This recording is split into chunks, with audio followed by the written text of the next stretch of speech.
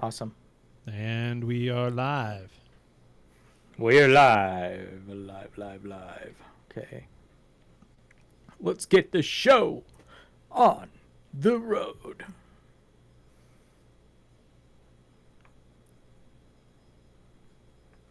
Should see. Okay, I'm starting. Okay.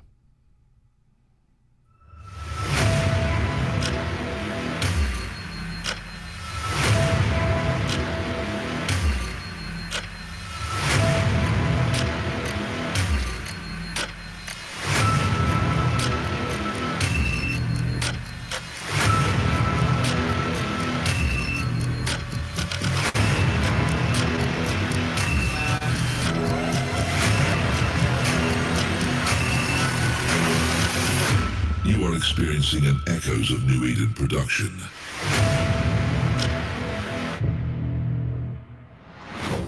New Eden. A galaxy made up of salt, broken relationships, and the $10 scam. A galaxy where you can get a happy ending, but only if you pay a little extra. A galaxy home to a podcast greater than the Catskill Academy, Trekcast, and Echoes from the Front combined. Live on Discord, it's the Echoes of New Eden podcast. We bring you the finest in little-known facts from around the galaxy since 2020. If it's almost news, we'll cover it. And welcome everybody to Echoes of New Eden podcast. I am your host, Rambo, and is with me as always, Taylor Rick. What is going on, Taylor? Is it always, though? Because this is the first time both of us have been here together in a month. That's crazy. It is. I was thinking about that earlier. My wife was like, you're going to do your podcast instead of watching the Chiefs game? And I said, yeah. And I said, honey, you realize I've only done one show in 4 weeks. I'm having withdrawals over here. Yeah. So, yes, I'm glad to be back. Let's see. We had Thanksgiving. Well, we had the race, and then, man, I went real hard on the race, dude. Like, big time. I spent a lot of time on that whole intro thing and all the sound effects and all that stuff. Like, I went super hard on that stuff. So I was like, oh, okay. I was actually debating on doing the show the next day. I think you're going to be absent, and like I had even had a guest co-host lined up. I was like, okay, we'll see about tomorrow as to what time it'll be and all that. And then I turned out to not really feel that well, and so I was like, I'll just call it off. So I did, and then the next weekend we had Thanksgiving weekend, a big holiday in the United States. So. Yep. There was that. Of course, I go out of town a lot, and so I was out of town, and I didn't get back until Taylor basically had just started the show. So I was like, well, I wasn't present. I'll just listen to the show the next morning, in which I did. It was him and Damon, and they put on a pretty good show last week as well. So I listened to that, and I had a bunch of stuff to say, but I couldn't say it. Yeah, Chain Demon was the guest that we had. He had wanted to come on as a guest. He got pushed back. Oh no, sorry, Chain. Blue balled, yeah. He got blue balled hard. Yeah. So, another week has gone by in New Eden, and I mean, we have some good stuff for you this week. Some new stuff, some breaking news type stuff. Did want to mention that a couple days ago we did break the 1 year anniversary of the war, and I got some upcoming content for that. I got some special hosts, not hosts, but special guests for next weekend. I wanted to do it this weekend because it's closer to the anniversary, of course. And I mean, this is the server war, right? So Razzle Dazzle versus everybody and their mother. So 1 year later, this is where we're at. The war is still going on. Moby is still got it on a stats board as for teams, right? So you can go and you can check the stats. No, he doesn't. What's he? He took it down in May when. No, right. We have it on space Mario teams, View. Yeah, we have it on Mario you could do View. Yes. So he stopped tracking that. Yeah. And so it is what it is. Right. But it still has a feature to where you can calculate space team versus space team. But And Mario so that's what I was View talking is done about. by Honk, not by Moby. Oh, you know what? That's true. Yeah. So I was giving credit. I was giving credit to Mario View. Yeah, the it's Honk called version. it's called marioview.honk.click is the website. Okay, so Honk is keeping track. Okay. So, Well, they're just pulling this. They're just doing what Mario stopped doing, and all they're doing is just pulling the stats from Mario. They have an API to Mario's server, and they're just pulling the stats and then doing the compilation. That's all. That's all it is. Yeah. It's really simple. nice. So I've got the stats for that pulled up so we can talk about it. And Mario View does some other things that Moby doesn't, although it uses Moby data. So we'll talk about that a little bit later too. Okay. Yeah. So 1 year, and I got some guests lined up, potentially upwards of 4 guests from this last year that were all in the war. Big heads. Unlike us. Unlike us, right? Yeah. Right. Other people than us will be talking about it from both sides. Okay. So I'm excited to coordinate that. I wasn't military director of silence when that started. Yeah. Well, you weren't you weren't enough. I had to get one above. Well, of course. Right? Of course. I get it. I get it. So so that'll be next week, and hopefully I got some more treats for you next week as well. This being December, we're in the holiday season, of course. People are hanging up their Christmas lights already. There's Christmas music on the radio. And, I had already reached out to a couple people regarding Christmas songs this year, if they wanted to re-record and do that type of stuff. So I'm open for Christmas songs if people want to do those. Eve Echoes related, of course. And so, yeah. Good stuff. So we'll get into the game news and the latest and greatest announcements. Now, I don't think they've really had too much this last week as far as announcements that you had already covered. But did we cover the cheating? Did you cover the cheating thing on the event? Oh, on the event? Yeah, a little bit. But I don't think we went into detail with that too much because I didn't quite understand at the time. I don't think I quite understood it, or the way that they posted it out on their Discord about what they were going to do with people. Yeah, exactly. Slippy. So some people are using their wallets. I don't. Yeah, they're using their wallets, but it's fake, if that makes sense. It's so you're using money that you supposedly have, but then you ask for your refund and you're technically not spending any money, but they receive the gifts in game, and because they weren't clone bound, they were able to trade them off through hangers or contracts or whatever, buy a day's worth of Omega. Oh, and they wind trade up with the that stuff off. Yeah, then that account winds up with a negative R, but it's a new account. Who cares? Delete it, move on. Right. Yeah. But yeah. the host of that character still reaps the benefits of it. Yeah. So that was one of the announcements this last week. Recently, there has been some feedback on the Discord Chinese and English channels regarding abnormal changes in rankings due to refunded accounts. The Concord has investigated a batch of game accounts that have received feedback so far and has found no abnormal recharge behavior or refund records.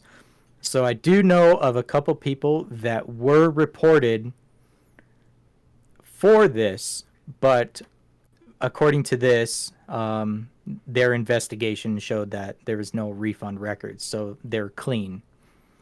But who's to say that there hasn't been other players that's been doing this, not only in this event, but in previous Interstellar events. I think it's gotten to the point where it's gotten so bad, so now they finally caught it. Granted, how many Interstellar Bizarre events have we had already? 3, 4? 3. So 3 of them. Yeah. That The takes a Concord lot is of- committed to... I mean, think about that for a minute, though. That takes a lot of effort. Yeah. You're opening an account. You're going through that tutorial. to get Yeah? your account Well. going.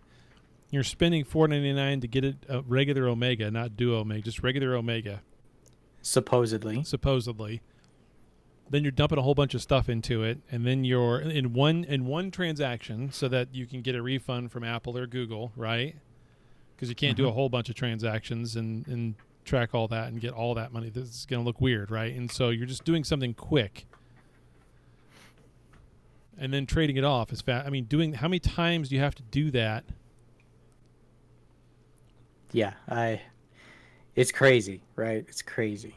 So, in the latter part of this, they said the Concord is committed to creating a fair and just game environment for every pilot, and will definitely attach importance to the feedback of all pilots. If you feel there is still obviously abnormal game accounts in game, please immediately give feedback to Arrow or the game in-house customer service.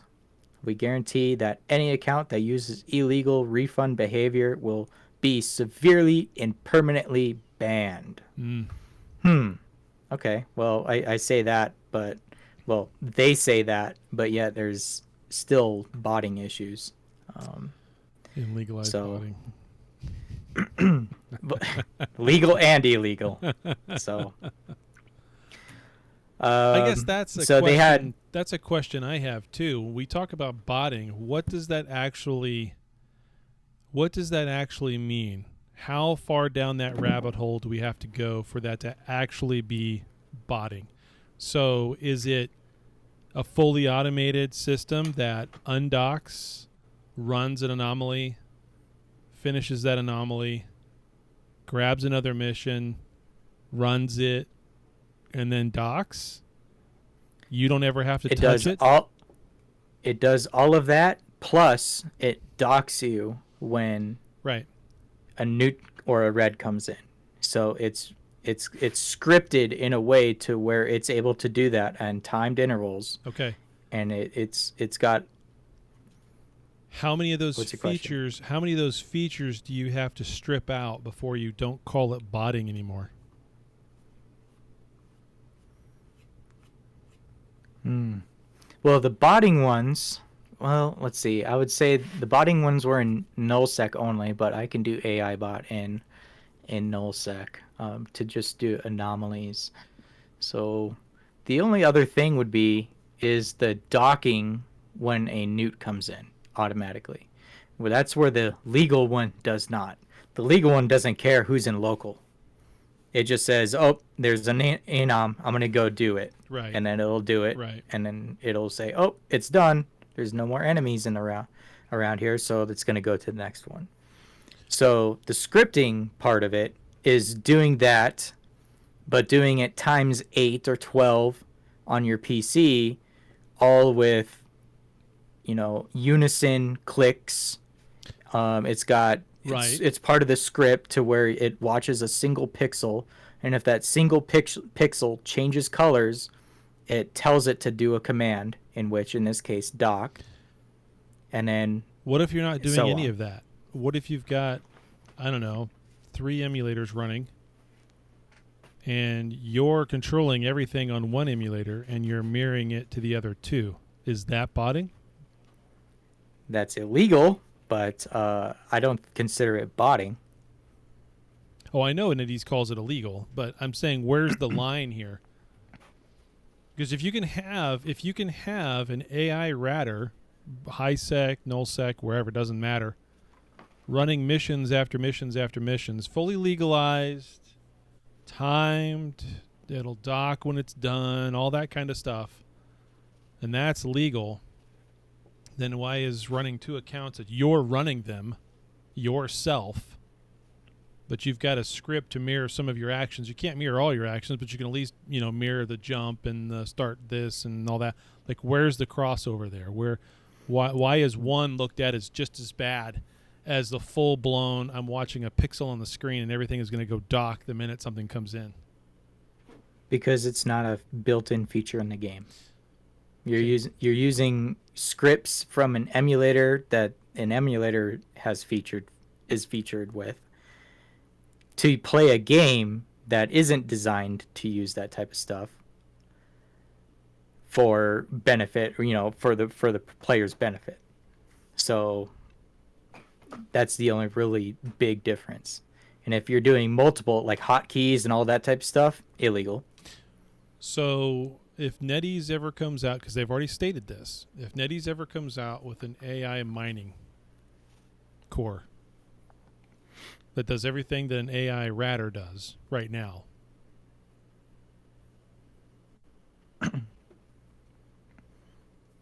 like, Yeah, and so what? now it's suddenly legal.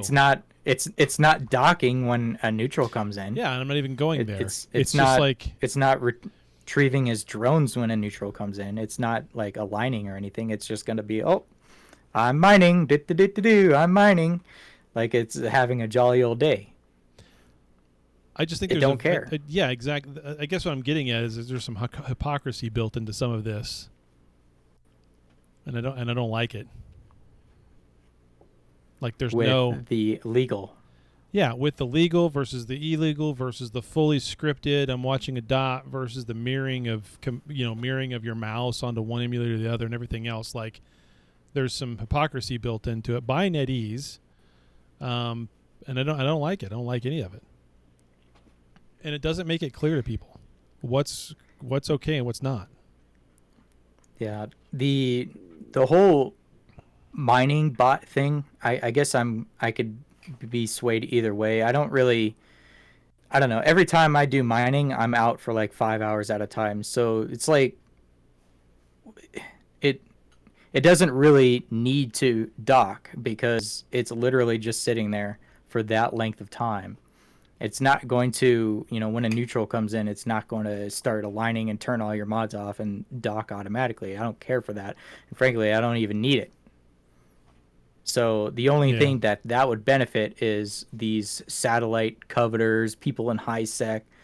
So I could see that being pretty bad, considering, well, I don't know. It's like, what if you want minerals for your personal projects, and just like making ISK, you're collecting ore in high sec.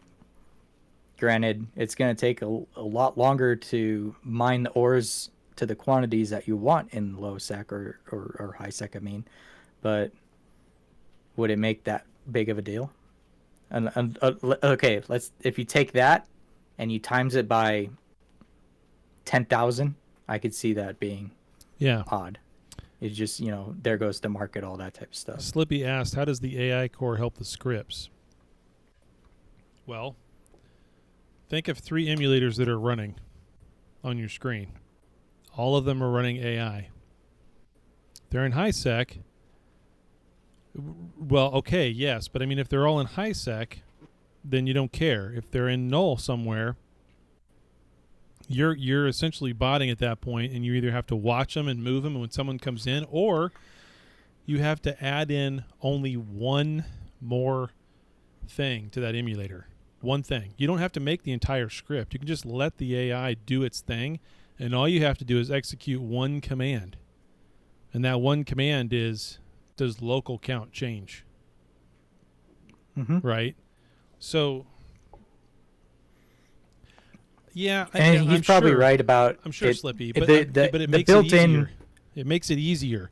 That's what I'm getting at. It makes it easier. Now you're creating an area where someone's going to get the idea. I now have this easy AI core thing, and all I got to do is add one thing to it. How are they going to catch that one thing? Plus, it's on 3 different things running AI, so they're in 3 different anomalies. They're not together. They're not moving at the same time. Their commands aren't being issued at the same time. So how are they going to detect the script, right? I actually see where you come from, because I know how the illegal botting works. And with the whole watching pixels and all of that, right. Because it's so inconsistent, what the game sees is consistency in clicks. If you click on the same spot every 13 minutes here, and then 2 seconds later you're clicking here, and then 3 seconds later you're clicking here, the game watches for that repetitiveness. So you can record a script. You can actually record all your clicking and all that for an hour straight, and then say, run this, and run it until you get banned or until the game finds you, if they do. That's even if their script is complex enough.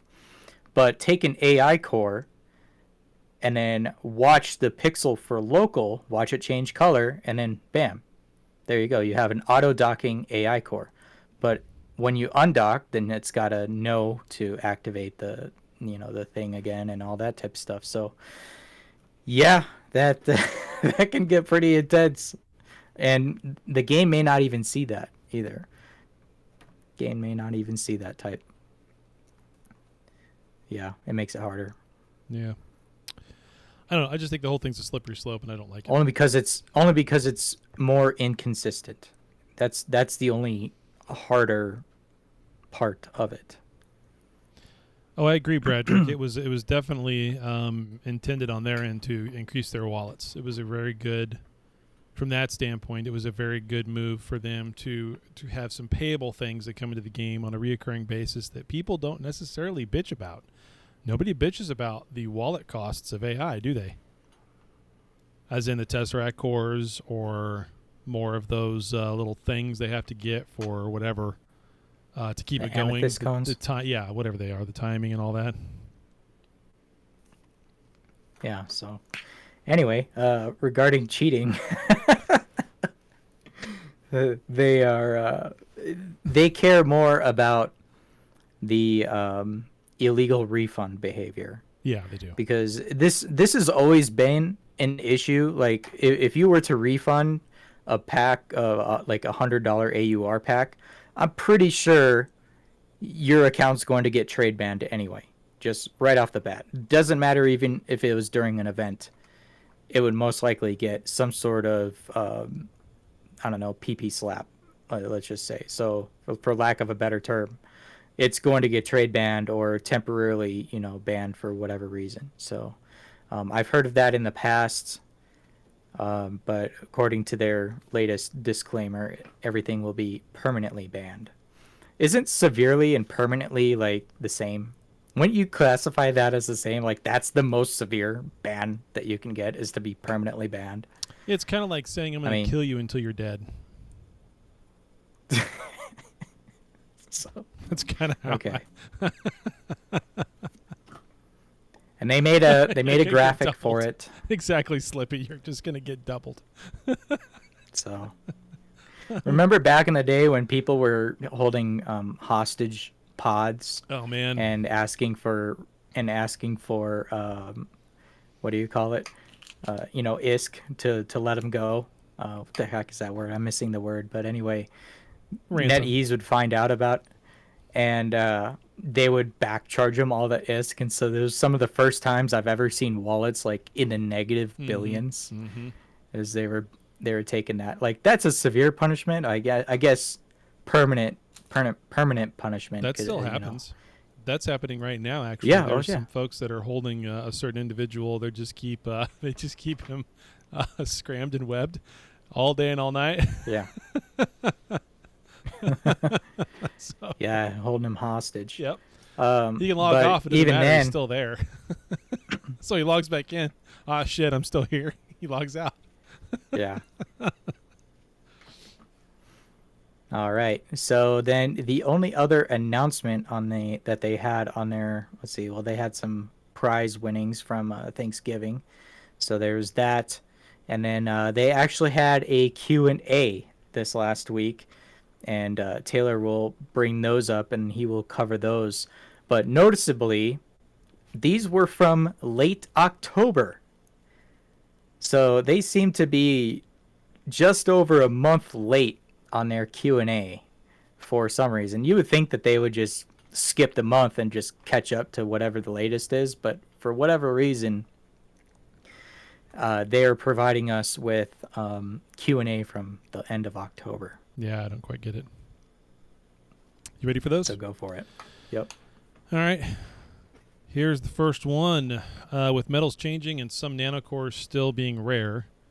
Metals changing, I'm not sure what he means by that. Are you going to allow the exchange of some of the rare nanocores anytime soon? For example, the blue and white porcelain core and other similar ones that aren't available for exchange yet. Paulin comes back and I guess Water Walker's no longer with us. Rest in peace. Water Knight? Yeah, that guy. Yeah. Paulin comes back and says, thanks for asking.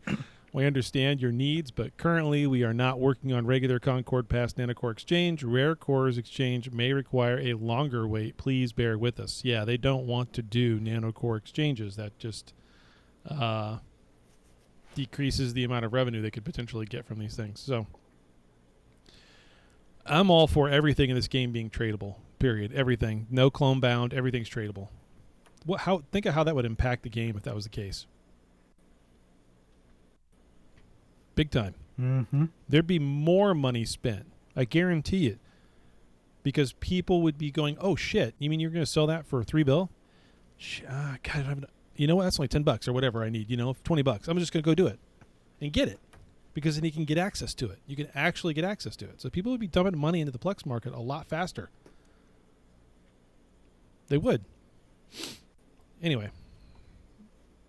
Exactly. I wouldn't trade the Nick score for pizzas. I would give up the pizzas for a Nick score. I'd like, here, I'm going to DoorDash to you right now.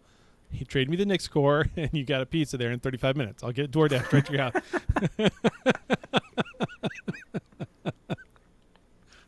How many pizzas is a Nick's core worth? We're talking about RMTing now. We're really going to get banned. Okay, next whoops. question.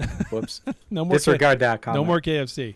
No more KFC. Okay, with dwindling participants in Faction War games, can you allow the participants to have a 5v5 match in case there are 10 players who on queue for more than 10 minutes?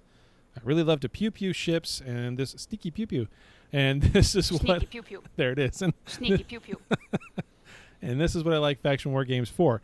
This guy actually thinks this is pew-pew. Holy shit. You need a straight Sneaky jacket. pew-pew.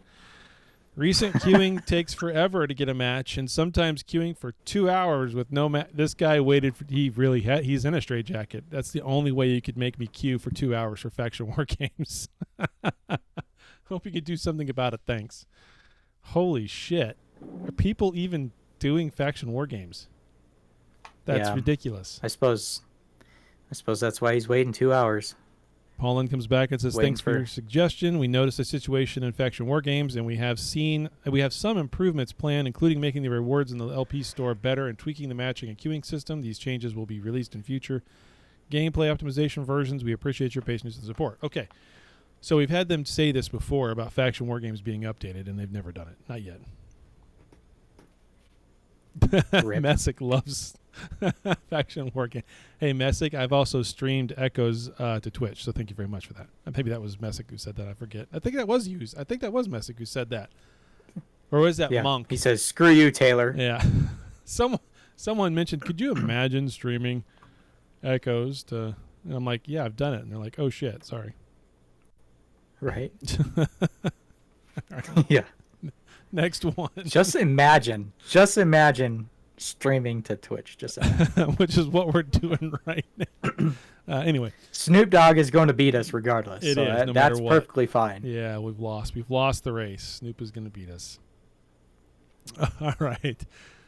Last two, thank God. Would it be possible to generate a purchase order for mods from saved fittings lists? The same as you can for manufacturing. Oh, okay. Just making a purchase order. What the hell, dude? You're just making a list of the mods you need from a fit that you have stored. That's what this guy's getting at. Okay. Paulin says, good idea. We definitely add this to our optimization to-do list for future updates. For those of you who do not know how to use the list system in game for manufacturing, it is fantastic. It's very good. You can generate lists from your inventory as well. That's how I update the market thing every week, that I update on what I call the API anyway, that I export out and everybody has access to. It updates every Wednesday when I do it. It literally takes me 30 seconds now because I have one of each item sitting in a hanger in Jita, and all I have to do is go highlight all of it, generate list, export, put to clipboard, pop it in there, and I'm done. That's it. It takes 30, 45 seconds. The list feature is fantastic. So yeah, if they could put that in. I've maybe used it once. Oh man. Well, you're not an indie guy. Right. We'll be covering that here in a little bit. Yeah. So, the list system is very good. Lots of uses for it. Anyway, it'd be great to put that over on the fitting screen, so when you do die like that, and when you occasionally die like I do, you've got a list of what you got to buy. It's nice and easy and go for it. On the manufacturing side, the similar notion to that is when you go and look at what it takes to build something, you have a little bit of this, a little bit of that, enough of this, enough of that, but not enough of everything, you can actually generate a list that says, what am I missing? And now you have your purchase order, if you will, of stuff to go and buy. But you can also buy everything. My Excel sheets tell me that. You can actually buy everything. Well, exactly. But you can actually buy everything from right there from that screen, too. So go one step further in NetEase. And when you're looking at your fitting screen and you're trying to place a recommended fit and it gives you that list, just go and let you purchase directly from that. It's kind of slow. I don't know why it's slow. All right, last one. Chat in the game is very helpful. However, it is sometimes very difficult to discern who is talking to who if someone is referring to another. Any possibility we can have an @player name and linkable to character data? In this case, proper comms will be given. Imagine seeing a doc request being, and you are in the other part of what? Oh my God! What? Imagine seeing a doc request and you are in the other part of null. Dude, if you're not in your home... I'm still trying to understand the question. What he's getting at is he wants a way to understand who's talking to who and which parts of the chat refer to him and which ones don't. And his example is... Just imagine seeing a doc request. Yeah. First of all. Yeah, imagine seeing a doc request and you're 50 jumps from your home systems. Hey, dumbass, that doesn't apply to you.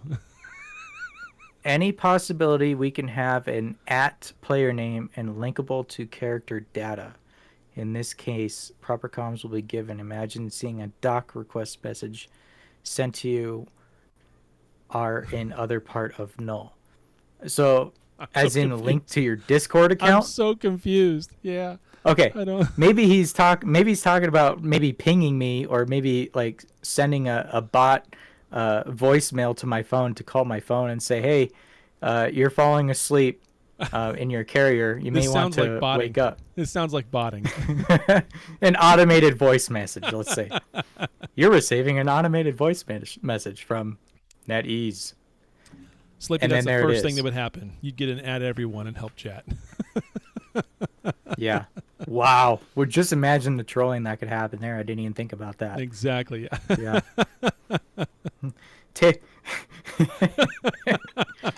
Taylor's in a meeting right now. Everybody at him, so his phone blows up. Yep. Yeah.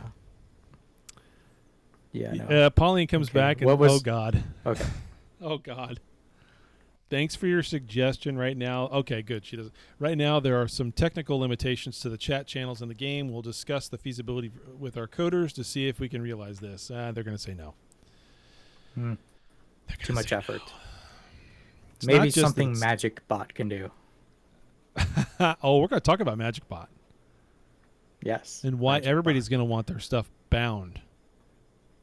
Yeah. You're going to want your game stuff bound. You are. It's so good. And you wait until I have one of these things that's going to... We have a lot of these things, but I have one of these specifically of a specific character that we all know and love. He's our favorite stabber pilot.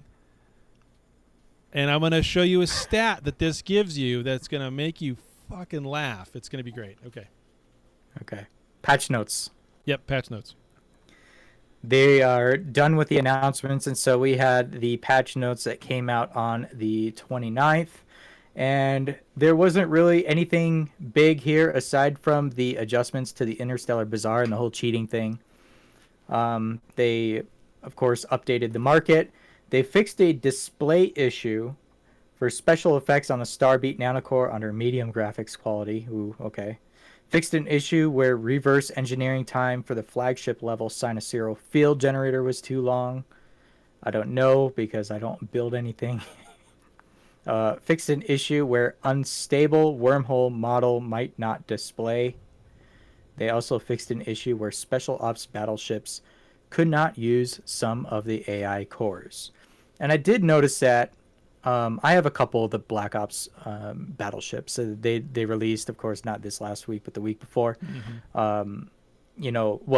A lot of people got them this last week because of how that event is. Because it's level 20, you can only get 10 levels per week. So if you maxed it out, you got Black Ops ships this week, so a lot of people got those this week, and Right. I got my 2.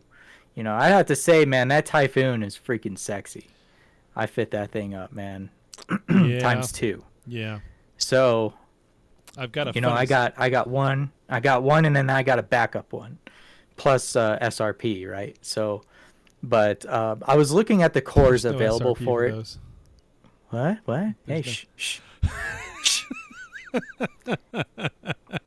I I was looking at the cores on these because I have a bunch of like trash cores that I have for opt battleships and all that crap that I just don't use. Yeah.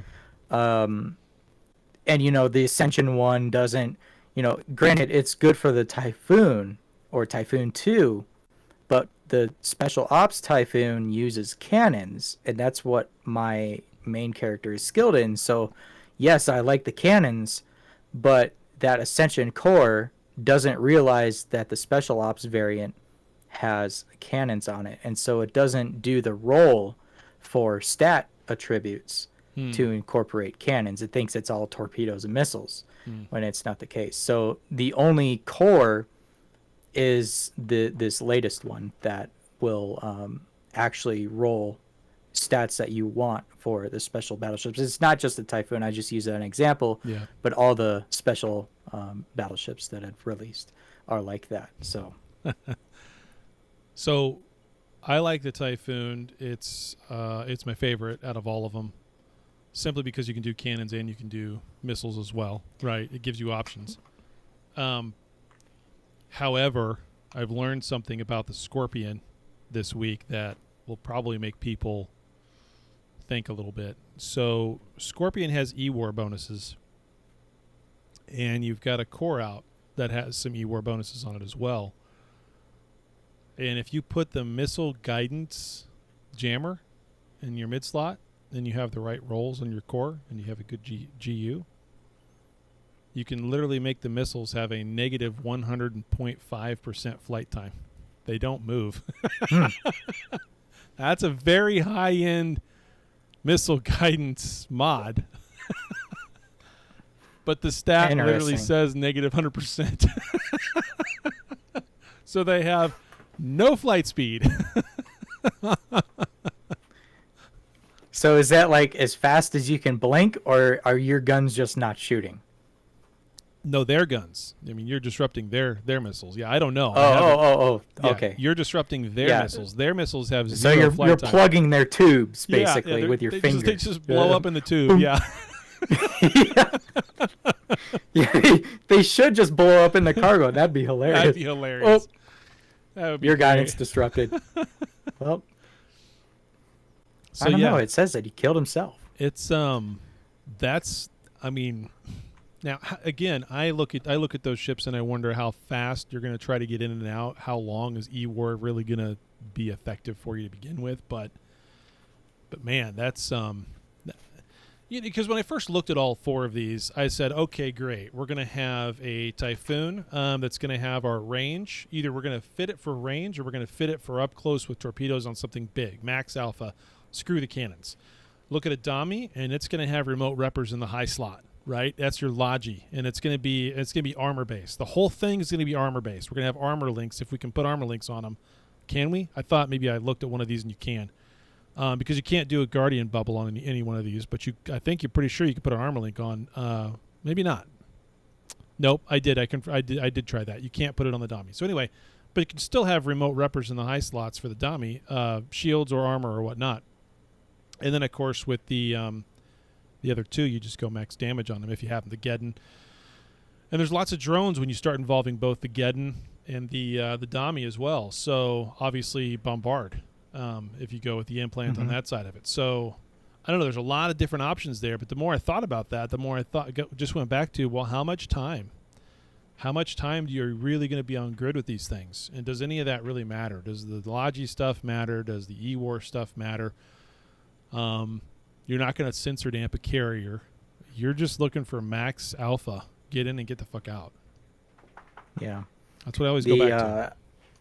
I've been seeing kill mails of these special ops battleships, Maddie being like 3 of them, but they're upwards of 50 bill. It's pretty crazy. I think I did an insurance check on mine. It was something in the low 40s, like 42 bill. I'm like, damn, this thing's worth more than a carrier. Yeah, it is. and people are taking them out in roams and stuff like that. I mean, it's only worth more than the carrier because the game says so, not that it's actually worth that much. Right. So. Well. But it's unique. If you have to build it, from scratch. Yeah. Yeah. Now I'm starting to see CNCs are almost hitting 900 bill. Yeah. Lost mills.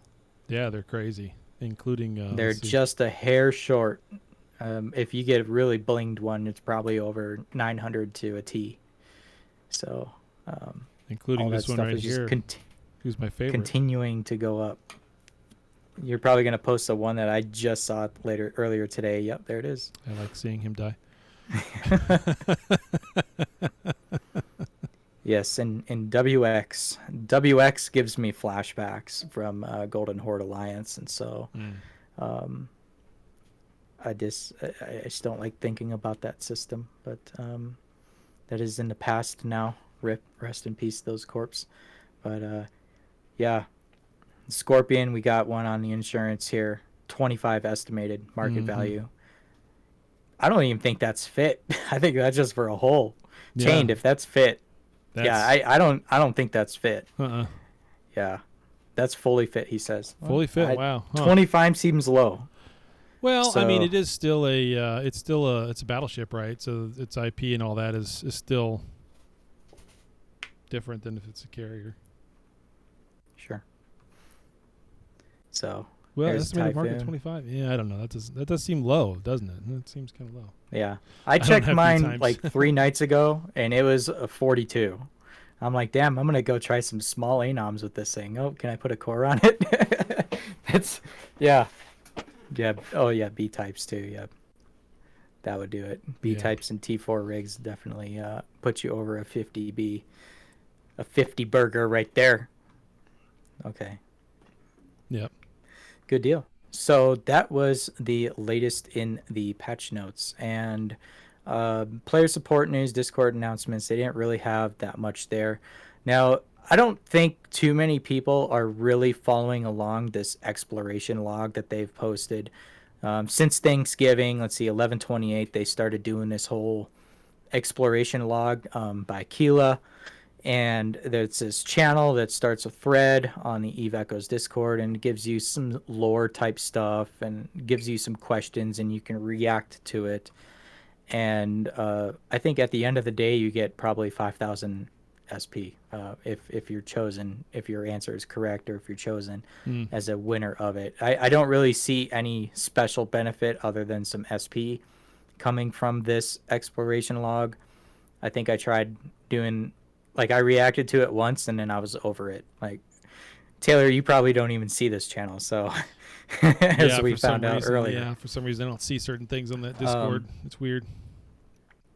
Yeah, I mean, there are people talking in this, and I do see, New Eden, I guess, players they're reacting to some of these things, but I don't know anybody that's actually won anything to actually know what they're giving away as prizes, but... I don't even know if they're giving away prizes. Post your answers in the thread below. You just reply. That's it. Oh, okay. And you don't even know if it's right or wrong.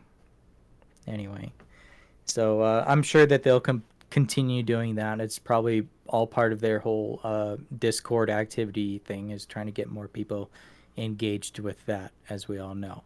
And coming up with that, we'll talk about the Magic Bot. Now, the Magic Bot, as you all know, is that bot that NetEase had released to bind our character accounts to that. So when they do events and such like these, they can, like, say I react to their post and they say, oh, you're chosen for 5,000 SP. They don't have to do anything but send a command to send the SP straight to my game account, and so then I just open the game mail and there's that. So like we saw that feature of this already. Mm-hmm. Now, what we got this last week is actually pretty dang cool.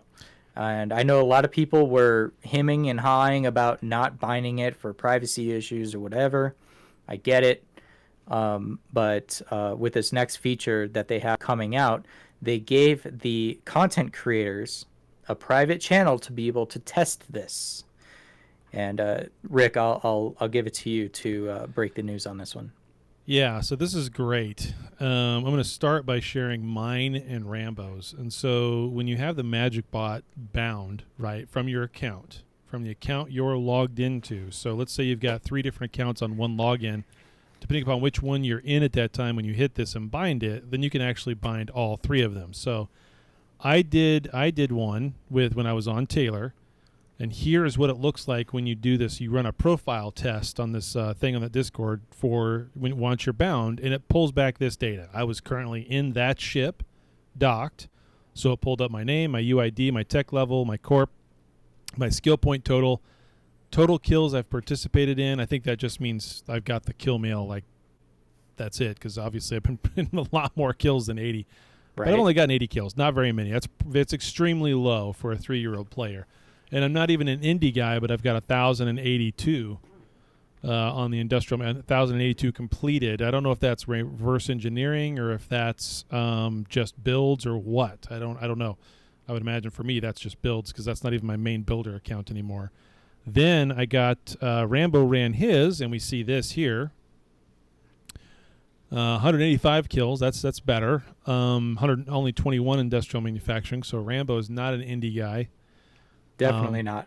Yep. And you were an addictor at the time that you did your bind, so that's really cool. These are really cool. Now think about the kinds of stats you can get out of this. Is coming soon, chained to the main Eve Echoes Discord. For everybody to be able to use, as long as you've bound your account, you do the magic bind thing, and then you'll be able to run a profile of yourself and maybe of others and see this. Maybe I bet you they'll do it to where it's just of you. You won't be able to run it of others, but you'll run it of yourself. You just hit /profile and boom, there it is. And for me, it runs all of them. So I've only done it on 2 accounts. I didn't save the other one. So it's a CC testing it out, right? And so when I ran it, though, after I bound 2 accounts, it just automatically did the 2 profiles. Boom, boom. So my builder showed up, or my mining guy anyway showed up. Then VetImmune ran it. So let's have a look at this and let's talk about some cool things we can think of with this right here. So first and foremost, you have to know who VetImmune is, all right? He is a stabber pilot. Apparently that motherfucker's only built one of these in 3 years and has been flying it all this time. It's the same ship. He just keeps claiming it on insurance. It's just the same ship over and over and over again. He's got 210 million skill points, so that's way more needed than just a stabber. Yeah.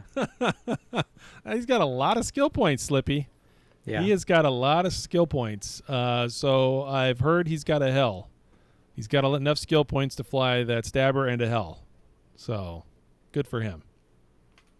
But, 4,977 kills participated in.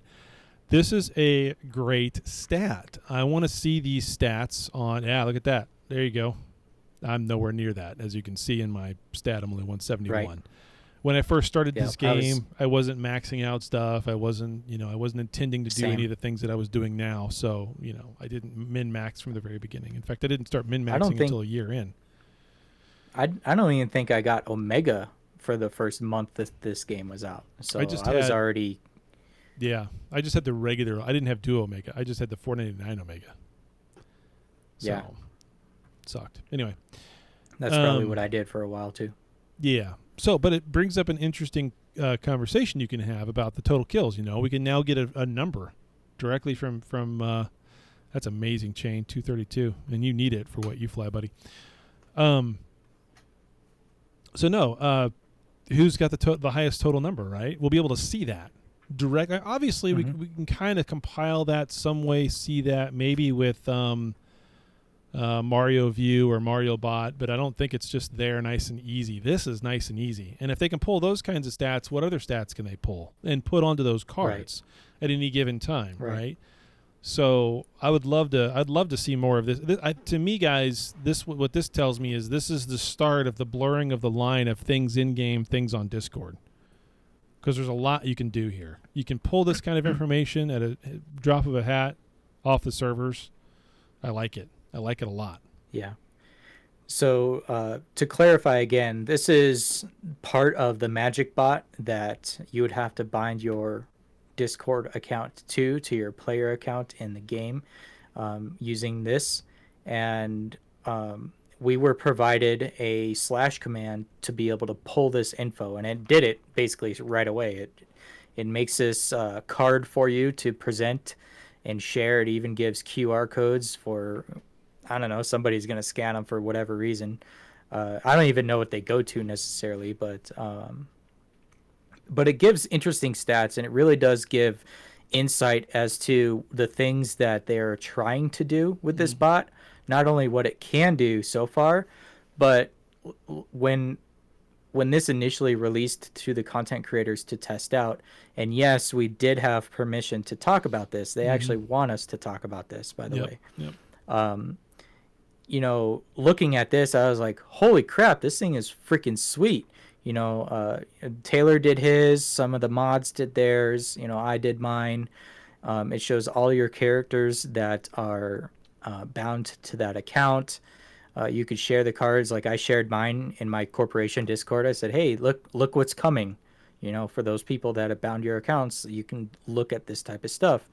But in content creator chat, it's like, well, what doors does this open now? If they're able to do this type of stuff, just imagine what is possible down the line using this bot, you know, with the bound account information. So it's pretty dang cool. I think everybody liked it, all with the exception of one person. Yes. He smiles. He smiles.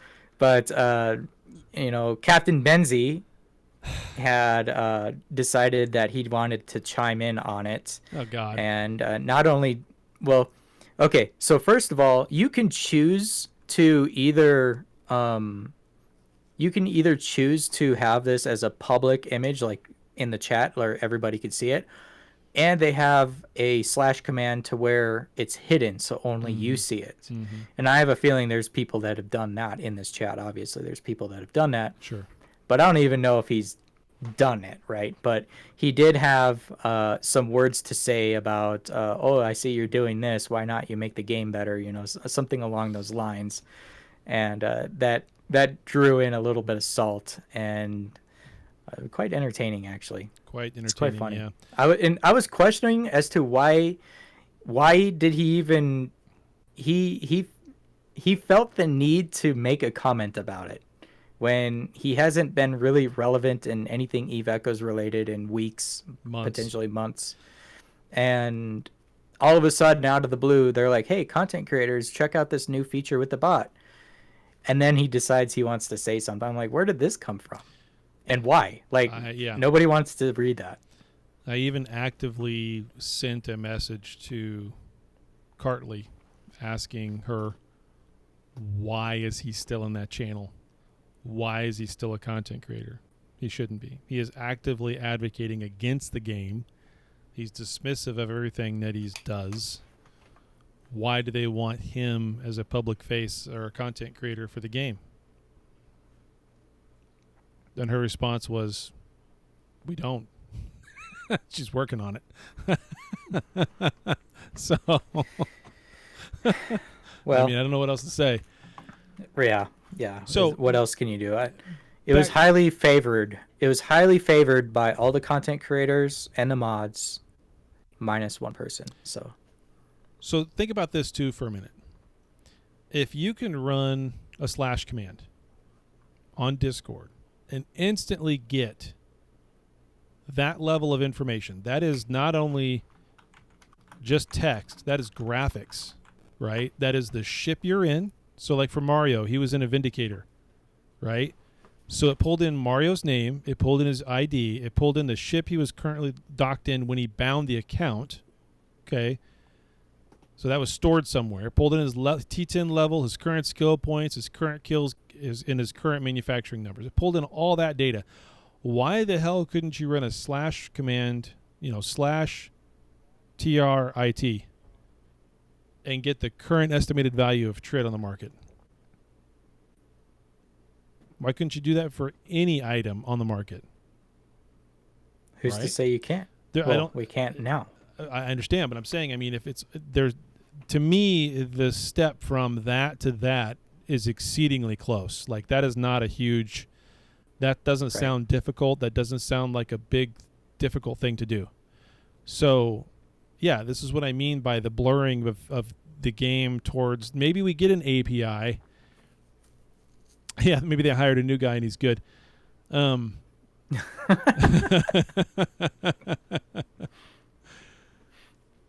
Anyway, no, I guess what I'm getting at is maybe we'll get a version of what we think of as, or what they think of as API that's not really API, but it's closer to this. Like, if they can do this, they can make a live kill board that pulls live. Sorry, Mario, but that pulls live, right? Like, slash, highest kill of the day, whatever. All in real time, right from the servers. Yeah. So I think if I do, let me do the command right now, and it'll most likely be different. It'll be real time. Yeah. Let me do the command real quick. And so if we were to look at mine from up above, what was I, 172? And if I were to do it another again, million, maybe another million. Magic Bot is thinking. Let's see if my ship changed. No, my ship didn't change. Yeah, you were at 174 before. I'm at 174 still. So I just ran the command on a official Discord, and that's what it came up. So I don't think it's really even all that different. It doesn't even show, like kills, the ship type, the skill points, the indie manufacturing. Like, even though I participated in kill mills this last week, it hasn't changed. So is it Rambo's deaths? Yeah, I don't know. I don't know. I don't know. The verbiage there. I think I don't know. It's probably just your kills. You got the kill mail, right? You were top. It says kills participated. So if you were on the kill mail, even as a teammate, then it would be 1,000 long for me. It would be 1,000 long for me. No way. So then we do have to get a little bit more clarification as to what info this is polling, because I was questioning that too. Like, I'm not even docked in a Thrasher. That's a Thrasher 3 or Thrasher Fleet issue. Like, I'm not even in that ship currently, and I know it. It made that. It grabbed that from when you bound your account. So that stays. That doesn't change unless you go back and rebind again or something. See, and then I was thinking that it was maybe a Minmatar thing. Oh, maybe if my character, because it's Minmatar, it's going to throw a Thrasher up there. But that's not the case, because Vetemune also has a Minmatar character, but he's shown in an Atron. Right, and I'm in an Executioner, but I'm Galente. Right. That was the ship I was actually in when I did the bind, because I just did the bind this week when they came out with this, because I didn't do the bind before. Because I couldn't figure it out. I don't remember that. Yeah. I don't remember what ship I was in the bind, but if I would have known it was going to do it like that, see if that changed. Maybe if I do the bind again, while I'm in a carrier or something, or the Wyvern, then I would have a cool shot. Yeah, drink. Because I literally have probably 15 kill mills in the last 2 weeks that are not in that 80. I know they're not, because I haven't posted them. Well, they'd have to be, even though I haven't posted them anyway. Those would have to be in there because it's coming from the server. Shit. All I know is pulling this data, I'm doing better than Taylor, minus the ND. As far as PvP goes, doing better than Taylor. I know, it's sad. I'm always a Guardian. And not anymore. I think even on Moby, you are more snuggly than I am. Yes. Because up until only not by much. I am always in a fucking Guardian. So now that's changed. So the number of times I'm going to die is going to be in my main anyway, is going to be next to 0. All my snuggliness will go over to my alts that are now my Nightmare and Phantasm pilots. So, rip. Yes. Rip. So anyway, we have that to look forward to, and I like it. I like it a lot. That's perfect. That's exactly the stat we need, Chained. How many corporations have you killed and merged into yours? Rambo would be at the top of the list, Mr. Merger King. What? No. That's what Close, but I don't think I taught. No, if we want to talk about mergers, I think Legion has me beat. I don't know. I might have you beat here soon. We'll see. Oh yeah, all of Care Bears is inside big, so well, we got more coming too. The armory out from outside of it. Rip. So. So all right, yeah, that's just that's cool. It's one of them things that's coming down the pipeline. So I like it. It's a good addition. Not sure when that's going to be released for, I guess, public use for everyone that's done that. So anytime, I would think it works. They wanted us to use it. Yeah. To, Fake Honk merging into Big. Did I ever tell you guys the story about that guy, the CEO of Fake Honk? What's his name? Yeti. Yeah, Yeti. Did I ever tell you the story about accidentally fleeting up with him? No, I don't remember this. This is before this was in the middle of the great adventure from Declan to Declan, before we resettled back up in Declan. Okay. We were trying to kill a void citadel that was up there, and it was in Hull. We couldn't get enough guys to form, and so we were like, screw it. We'll just put it in Hull again and try again the following week or whatever. And I think this citadel was actually in like FICO or 85. It was in 85 TAC up in the Triangle area. So I'm going up there, and I got maybe 5 guys with me, bombers. We're just going to harass the Void fleet. No, was it Void or was it? Yeah, it was Void. So there's a Void fleet of about 40 sitting on the Citadel, and so we're just going up there harassing them. And I've got this hair at my bug that we're just going to put like all 5 of us bombers like right up underneath, inside the Nightmare bubble. Just slowly move up inside the bubble and just blow them up. And then I realize, like, as we're adding a few more people to the fleet, yeah, I know, it's bad. That's not Honk that's in the fleet. That's fucking Yeti that's in the fleet. And I'm like, I'm gonna die. They're gonna kill me. I'm gonna totally fucking die. And all 4 or 5 of us get up underneath this Nightmare. We all decloak at the same time, and they insta pop us. We all die. We don't get a single kill. No, nothing. Free fire, free fire, free fire, free fire, free fire, free fire, free fire, free fire, free fire, free fire, free fire. There goes JD. So more recently though, with Fake Honk, is I noticed that the Givers had joined Fake Honk. Did they? And the last screenshot I seen was the Givers had joined Fake Honk, ran by Yeti. I don't know who's I'm not gonna say more dumb, but who's more dumb? The Givers joining Fake Honk, or the guy that was giving a sheaved crap and said, no, I can't watch you anymore because you joined Honk? Because he thinks the original Honk, because, I don't know, that guy was like in Odin or something. That I don't know. I think there was some underlying salt. It was on a sheaved server. Oh. And he's like, oh, you joined Honk? I can't watch you anymore. There's something along those lines. And she's like, I'm not the one that makes that decision. But then I actually I clicked into it, and I was like, oh, it's Yeti. I'm like, whatever. Yeah. That's hilarious. But yeah, both are fake. Both are. Regardless, both are fake. There is no true Honk. Yeah, there's no true Honk. Merger King. Oh, there you go. Hey, you need to redo that to where it looks like the Burger King logo. I need a crown. There you go. Crown. Yeah. Give me the BK crown. So, yeah, that's the latest and greatest if people are keeping up with that. Not that I care, but it's just word on the street.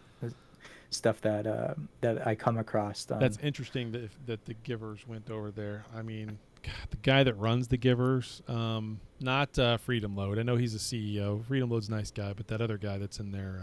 One Up? Quispy? No. Oh, yeah, Quispy. Quispy. Oh, wow. That's not any better. That is such a low effort. That's so good. I mean, that It's so low effort. it took all of 5 seconds. Like, that hurt. Yeah, exactly. That, like, hurt your finger to do that. That's how fast. Like, I mean, God. Holy shit. That hurt your finger. That was so low effort. Exactly, Reaper. Tell me you're over 50 without telling me. So for the listeners, they had taken a photo of the stream with me. They put Merger King over it, and then we told them to put a crown on it, and in which they did. You can totally see it's just a sticker of a crown. It's a sticker. It's a quarter of the size of my head. It's at an angle too. I mean, it's like you dragged it off of something in paint on and you just said, "Oh, it's there. I'm done. I don't know how to rotate it. I don't know how to scale it. Just send it. I'm gonna send it. Where's that? That's pretty good though. I'm gonna send it. Just gonna send it. Here. There you go. And you have to at that point. Just send it, man. Because your finger's already hurting. That's good stuff. That is good stuff. All right. So I suppose now that covers it for the official Eve Echoes news. And we'll get into... Yeah, it did. We'll get into Consider Your Suggestion. All right. It's time to consider your suggestion. And contrary to what Taylor says, he does have that sound effect. He's just too lazy to add it to his soundboard. Yeah, this is true. So, this is true. This is true. Yeah. This is true. I have not been keeping up with the suggestions like I should be. There's been a while where they were like really hot, and then they had some downer Debbie ones, and then you get some salty ones again. It's just like, okay. Then you didn't really there seemed to have been a lack of some quality suggestions, and for anybody that wants to, they could still send me the suggestions. I look at them. Here's one that got downvoted from Valcala. Remove mid slots from interceptors. 24 downvotes. What? So okay. Yeah, I don't know the context as to why they got hurt by that and decided that's OP, but for whatever reason, they felt like that needed to be a suggestion to remove mid slots from interceptors. So here's another one. This got high favorability considering the upvote to downvote ratio. Open up T8 and T9 for alpha clones and a few advanced skills to increase player retention and let them get the feel for the end game. I don't know. I wouldn't really necessarily, I suppose it's like open up the game for more alpha gameplay, but for T8 and T9, that kind of goes into the whole like remove the tech system type thing and just say wipe it all, give Omega players full access, and then give alpha players semi access, and determine it from there regardless of the tech level. So could they have a Procure or a Coveter 2 as an alpha nowadays? Is that going to hurt so bad? Why do you think the devs are really holding back on that type of stuff? Well, do you think at all? I don't think at that this stage of the game, I don't think they necessarily are. I think that a lot of that has been sped up quite a bit to where if you know what you're doing within 45 days, you're in a decent barge. Now, are you spending money to do that? Yeah, you're spending Duo Omega 2 months in a row. A new player who doesn't know anything about Eve, doesn't know anything about Eve Online or any of that stuff, doesn't know anything at all, just coming into it fresh, just downloaded it because it looked cool or saw a bunch of negative reviews and said, I want to see why it's so bad. isn't going to have a freaking clue about that. And the tutorials and the in-game stuff that starts you off and all that isn't going to give you a taste for the game at all. So is it a tall order to say that players like that are going to spend $30 in the first 2 months and know what the hell they're doing? No, they're not. So yeah, the whole beginning of the game for people who don't know anything about this game is just a real tall order. I mean, it's just a really tall order. It's probably the most difficult game, EVE Online as well. The most especially for mobile games, it sure is the most difficult game to get into and understand what you're doing. Period. In all of mobile, it is the most difficult game, no question. Yeah, very high learning curve. Yeah, even back in the day. Yeah, such a high learning curve that it literally it's like a inverse wave coming in and you fall over and you quit, like, because you have no fucking clue. You just can't figure it out, or you die, or you're bored, or you don't know where to go, or you can't figure this out, or you lose this, or you lose that. It doesn't it doesn't make sense. So the whole beginning of the game needs a huge revamp. I get that. With that said, there's got to be some sort of a balance between that and saying, I come into this game day one, I don't know anything about it, but I like the way this Vindicator looks, and I want to fly it, and I want to go out and do stuff in it within the first week. Like, I don't, not that I want to restrict people's gameplay, but I don't want to get to the point where we're able to do that either, because that person is going to be a bigger flash in the pan than the players that are coming in now are, because they're going to lose it. They're not going to know what the hell they're doing. They might have spent money doing it to get what they wanted quickly, because that's what they thought they wanted, not having a clue how to do it. And then they're gone, and they're in and out even faster than you can get a hold of them and acclimate them and try to do all these other things you're doing. I think the tech tree, to me, still serves a little bit of a purpose from the standpoint of giving somebody time to acclimate to the game, forcing them to learn the game, I guess, in a way, over time. Now, is it too long? Yeah. Is it a very high burden for someone new coming in to get into the game? Yeah. Does it suck for us guys that have been on for a really long time to decide, hey, you know what, it's time to finally spin up another alt? Yeah, that sucks. That's a long fucking time before that alt is worth anything to you.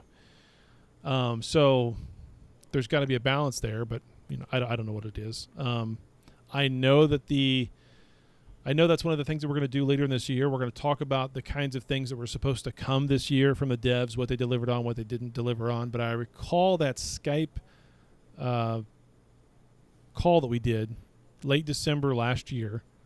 It's up there. Everybody can go watch it, where we specifically had some of this conversation where they were going to release special skills and special trainerships for new bros to be able to fly that would allow them to fly what is right now in a higher tech level while they're in a lower tech level.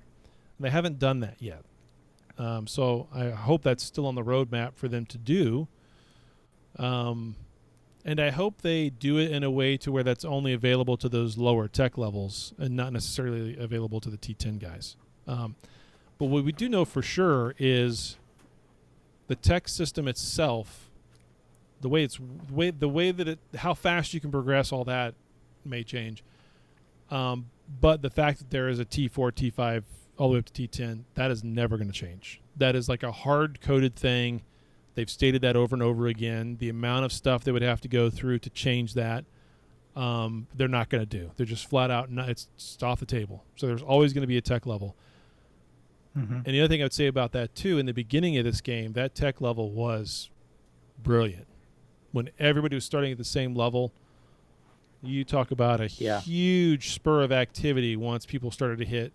Everybody's hitting 7 now. Oh, God, everybody's hitting 8 now. Holy shit, everybody's hitting 9. You know, and just that was so much fun, and the kind of thing that we'll never get again in this game, where you have the entire community progressing and learning all at the same time like that. It was fantastic. It was so much fun. So yeah, and, so and Titans will not be T12, by the way. Titans will not be T12. I do agree that they need to open up more alpha content Yes.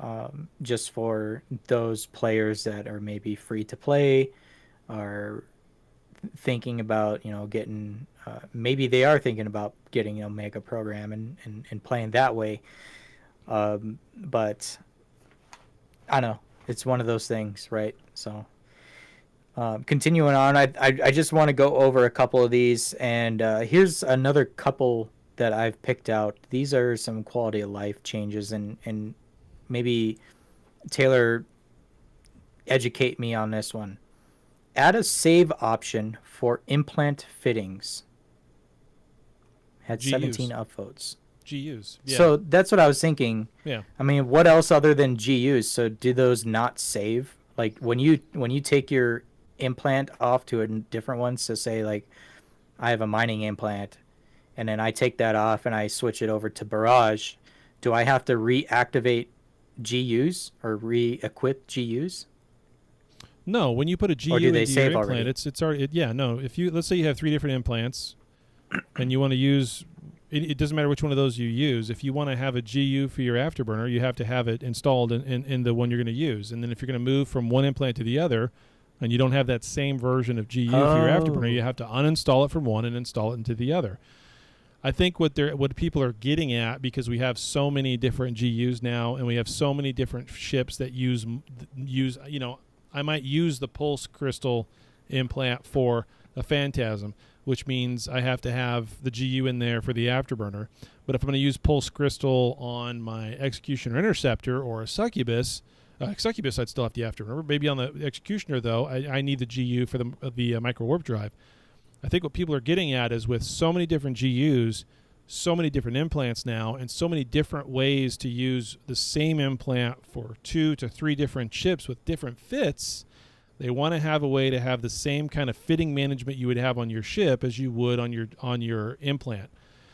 So I go to my implant and I say, set it for configuration A, and it just uninstalls the GUs and puts the GUs in for configuration A, because that's for my Succubus, or the one that's for a carrier, or whatever. I think that's what people are wanting. I think the other thing that people forget too is that at the end of the day, it doesn't matter if your character is all cannons, period, and the only implant you care about is Barrage, and you spend a lot of time and effort to get it up to 45, right? And that's all you do. You still want all the other implants. Having all the other implants, at least an experimental one that's up to, or whatever it is, up to level 10, which unlocks 2 GUs, becomes your inventory. So now you don't have this problem of making it harder to switch and carry implants around and all that. Now you literally have a hanger for your extra GUs. So when you go and put your Barrage on your Naglfar, then you've got a couple of different implants, and you can just go and uninstall on one and install them on the other. Then when you go back to your Mercurial, you get a couple different implants. You install on one, install on the other, that kind of thing. And just use those other implants as your hanger. As I see more photoshopped photos of myself being the Burger King mascot. Yeah. I was thinking to myself, is this game smart enough to do that?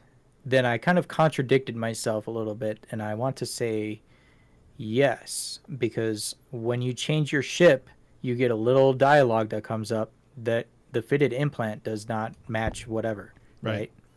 So it knows what ship that you're going to be using, but It's only doing it doesn't off of know high slots, how though. it doesn't know how you're using it. Yeah. Say. And it's only giving you So- that message off the high slots. Okay. I thought maybe it was hull related. Nope, Like, it's high slots. you're in a Thrasher compared to an Orca. Nope. Mining implant's not going to do anything for you. No, What are you because doing with that? if you have a if you go from, if let's say you have lasers on an Executioner Inti, on a Phantasm, and on a Nightmare, and you have the Focus Crystal implant installed, and you switch between all 3 of those, you'll never get that message because there's lasers on there. The second you go switch to an Interesting. Executioner Interceptor that has nothing in the high slots, you'll get that message. It's always about the high slots. Cool. But yeah, that's how you make a GU library system, by the way, and that way you don't have to buy multiples. I'm pretty sure what'll happen. I mean, just logically anyway, which means it probably won't happen because nothing logical usually happens. But logically, what you would think is over time, we're going to wind up having a lot of different implants, right? Say the game goes on for another 3 years. They're releasing on average 4 implants every year, right? That's another 12 implants. That entire UI interface with how implants right now is going to have to change. And frankly, it should change to the point to where it's just on your fitting screen. I think things would be a little easier if the implant screen was like a drop-down type of thing that's from your fitting screen.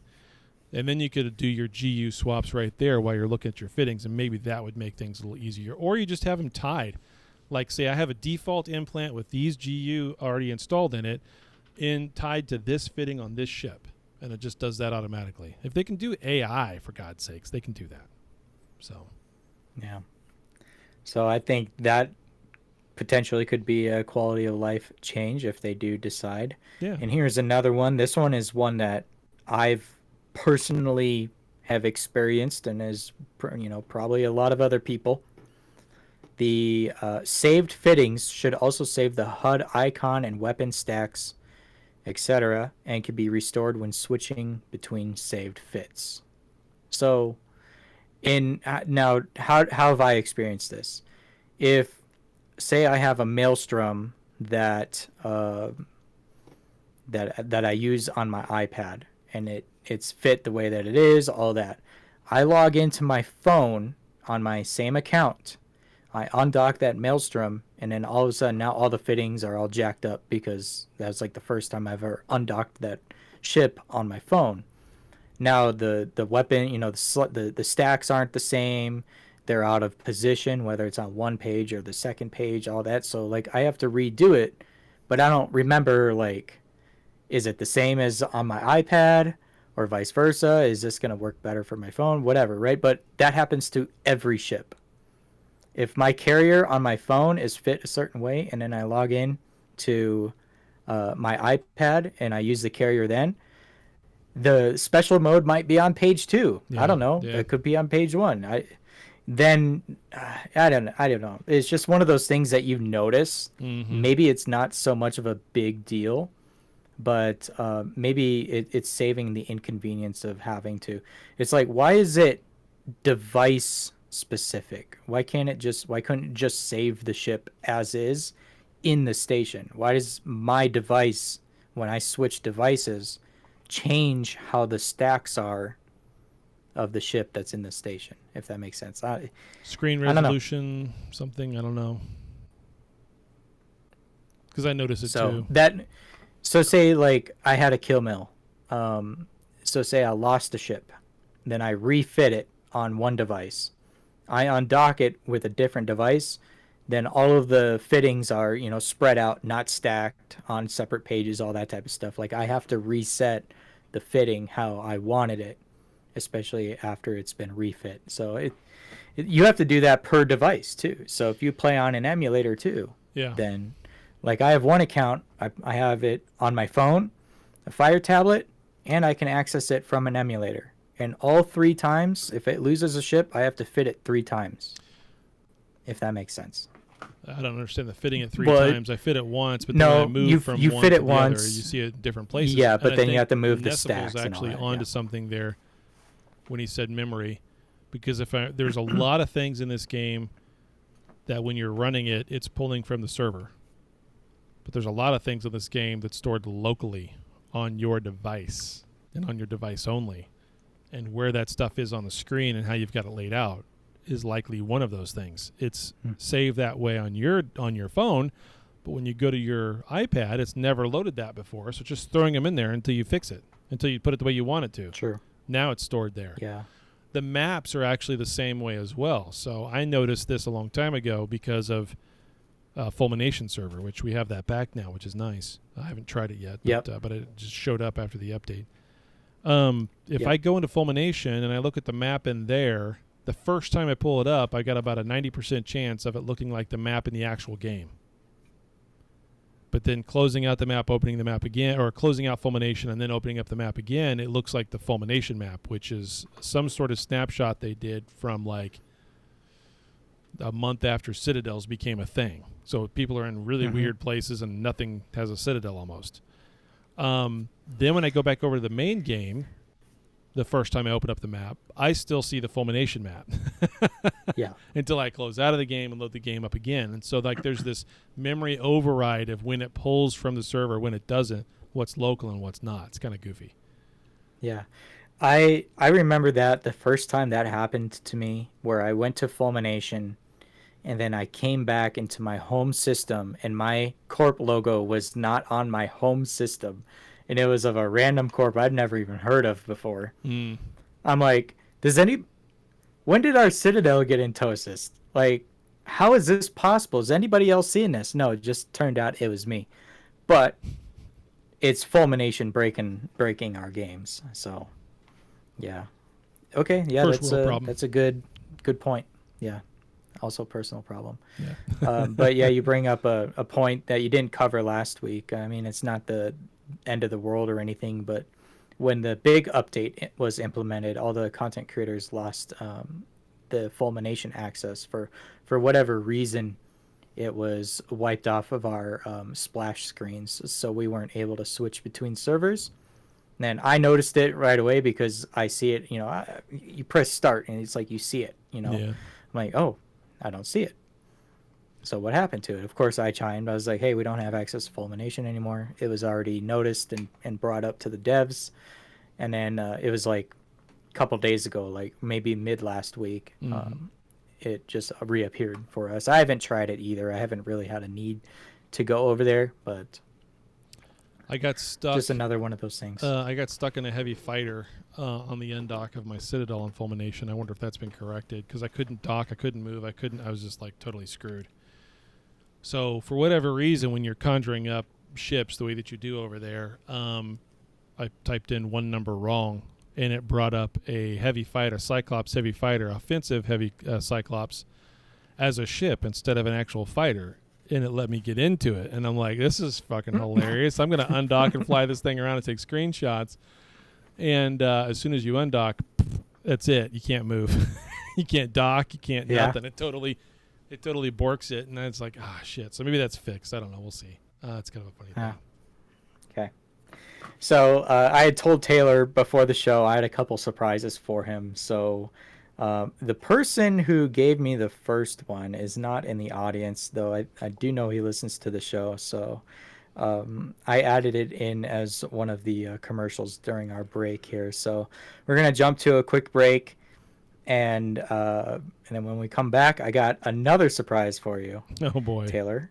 And I want to get into NetEase SRP and how that isn't new after this break.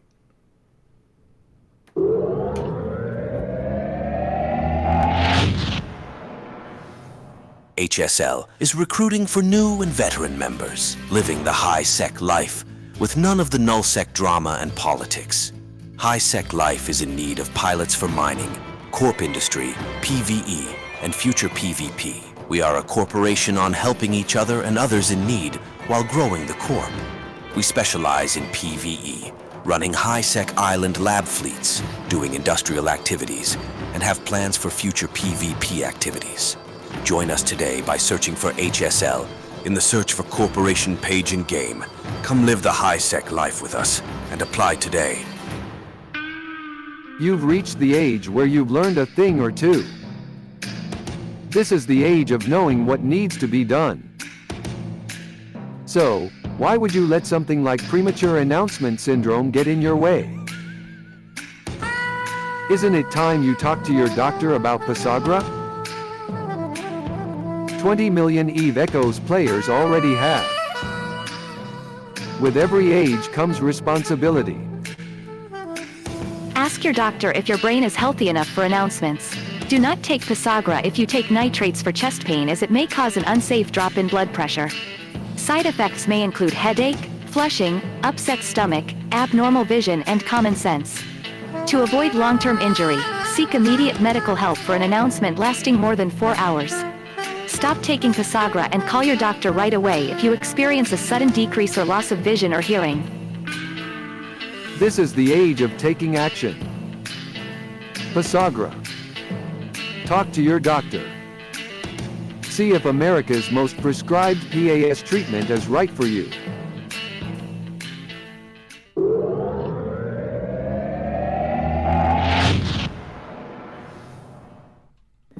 So you'll have to give us some context as to what that is. Yeah. You laughed right away. I mean, Yeah. I've been holding on to that for probably 3 weeks. And I know who made that. That's or who wanted you to make. That's Darez in my corp. So in my corp, I didn't make that.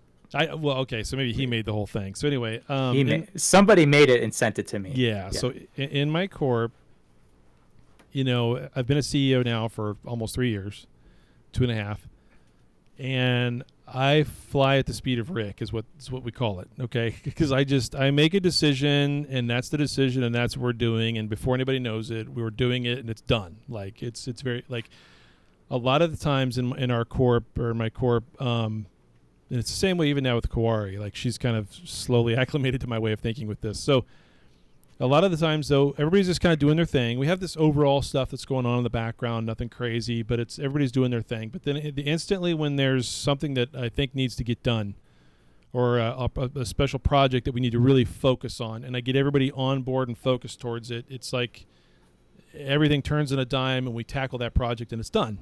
And usually when we have these kinds of conversations, and I start talking to we have a council board, council members anyway, that I talk to about this stuff.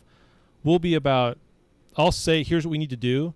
They'll start discussing on how they want to do it. And while they're discussing it, I'm making the fucking announcement. Right. Like I'm already past. You guys keep figuring out the back end detail shit. I don't care. I've made the announcement. We're doing it. It's done. So, like you can have this great long conversation that bores me to tears, makes my eyes roll in the back of my head. I don't need to hear that part. I just said we're doing it. Now you guys figure out the rest of the shit. Let's go. So that's the premature announcement syndrome. Dictator Rick. Dictator Rick, yes. Daros will be very happy that got played finally, yeah. Yeah. I've only been holding on to it for a couple weeks. It's in my absence. Yeah. So, that was one of those things. I was like, oh, what should I play for the break this time? Oh, I do have this. Yes, I had that up my sleeve. And I had a little bit of time to mess around on my PC, and so I have another surprise for you, Taylor. Oh God! And you probably didn't know this, and this is, I guess, a surprise to the listeners. And first of all, I'm gonna say I'm sorry I have time. Okay, oh, God. I'm sorry. So I discussed about the Christmas songs, right? Oh shit! So Impeccable actually did. He did one of the Christmas songs we did last year, right? Yeah, a good one, yeah. A very good one, yes. Well, this year, he did it with the Chipmunks. Oh, so God. I have it.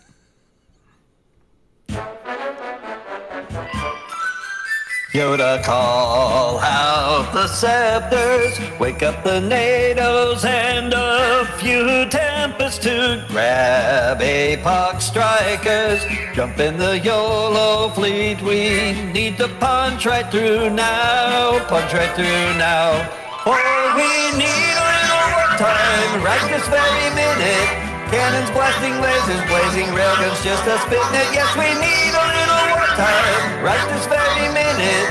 Use your clones, we're in a hurry, we're gonna show them silence, fury. Grab Mozzarella, wake up Michael, JD, and Taylor with 2 pencils on the warpath. Him and Dirty Brother stirring up a hornet's nest or two.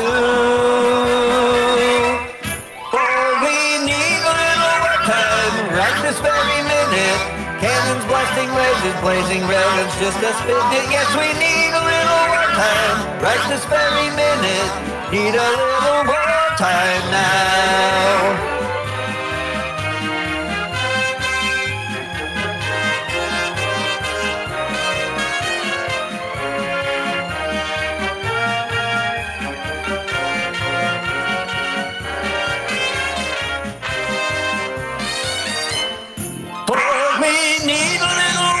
time, right this very minute. Cannons blasting, lasers blazing, railguns just a spitting it. If we need a little more time, right this very minute. Create a little content.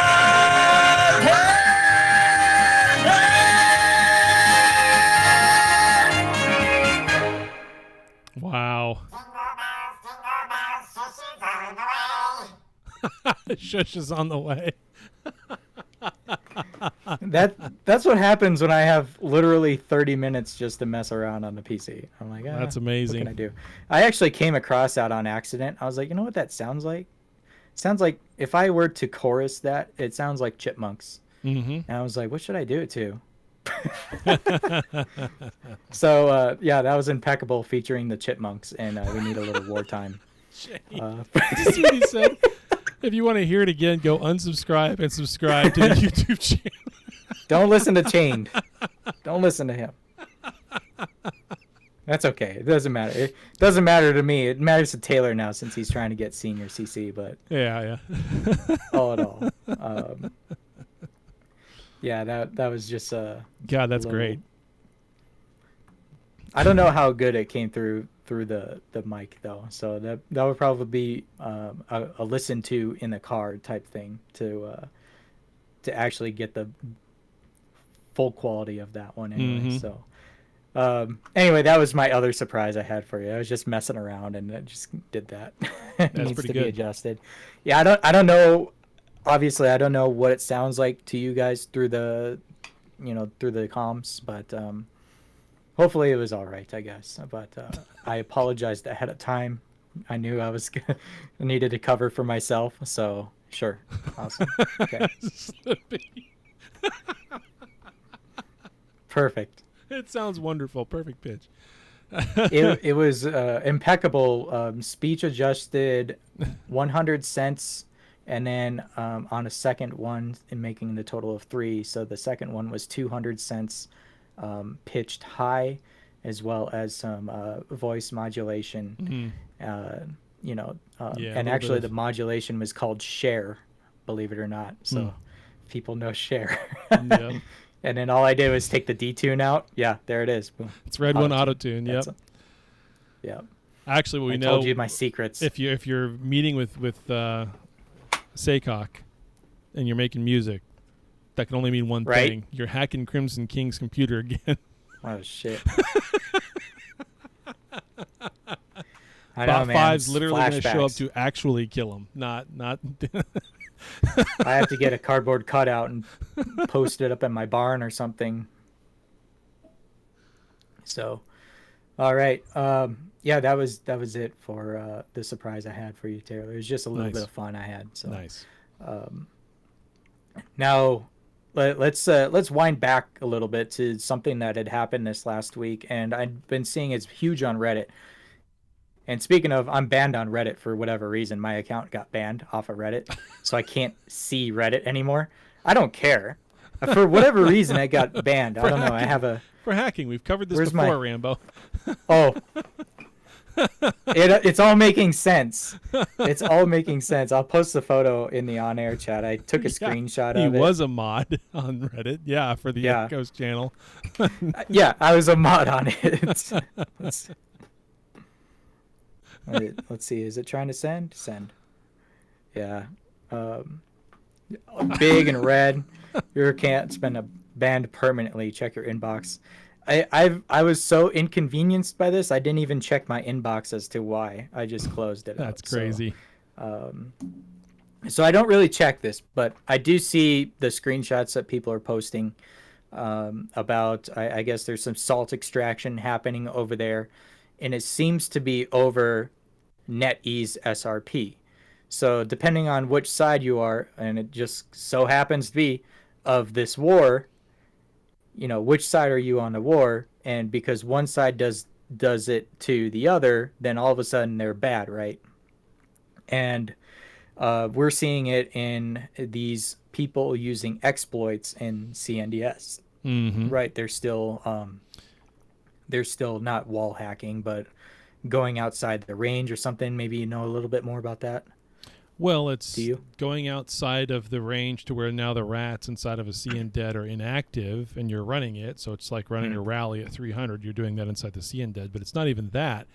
It's that they're doing that, and then you go in there with a fleet to try to kill that carrier, and you can't lock it, target it, or fire on it because it's outside of that wall range and it won't let you. So they're immune. So they can shoot you. You can't shoot them. yeah. So this exploit isn't new. It's been around for quite a while. They've been trying to mitigate it for whatever reason, patches. It seemed like they did mitigate it for a while. It seems like it broke again after a patch.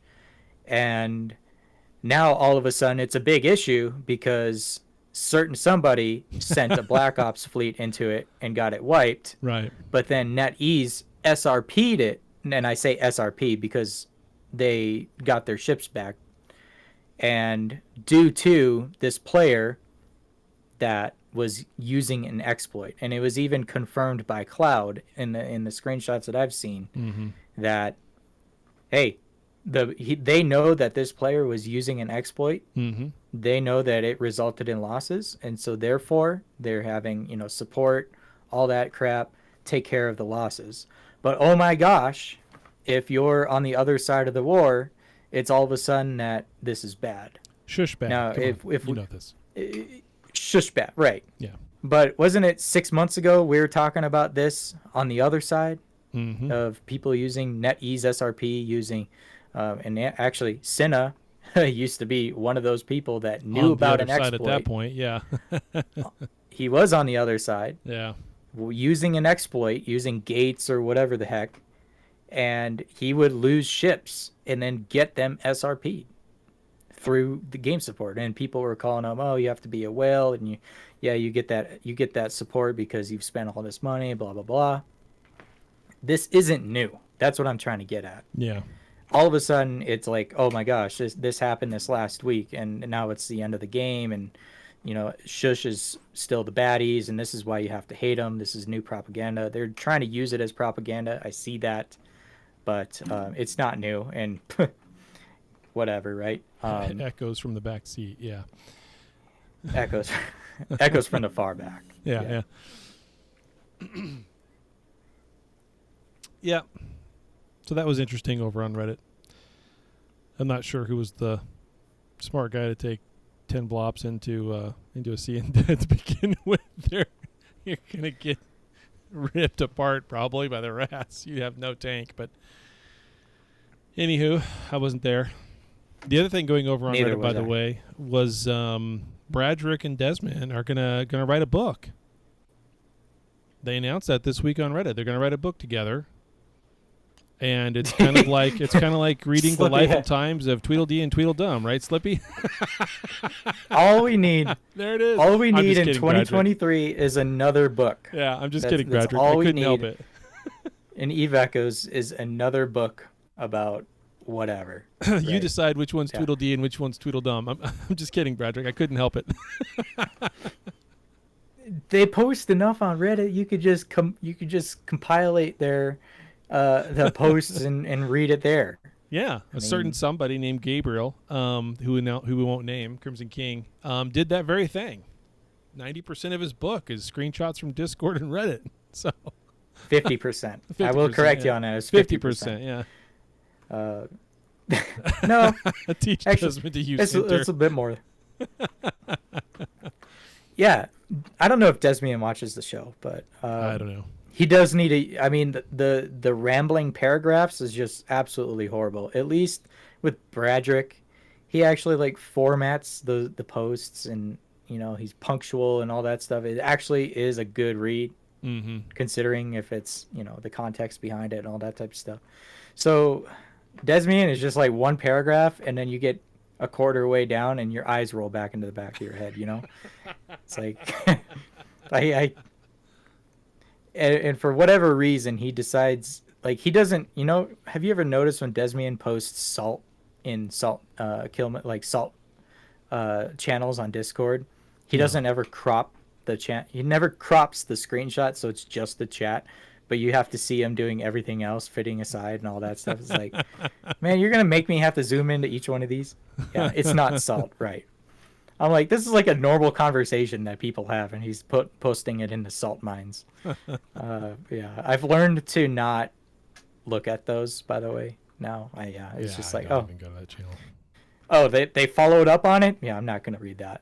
Yeah. You know, I'd rather see some guy in Russian MF somebody, specifically Spy Corp, and try and put a bounty on them.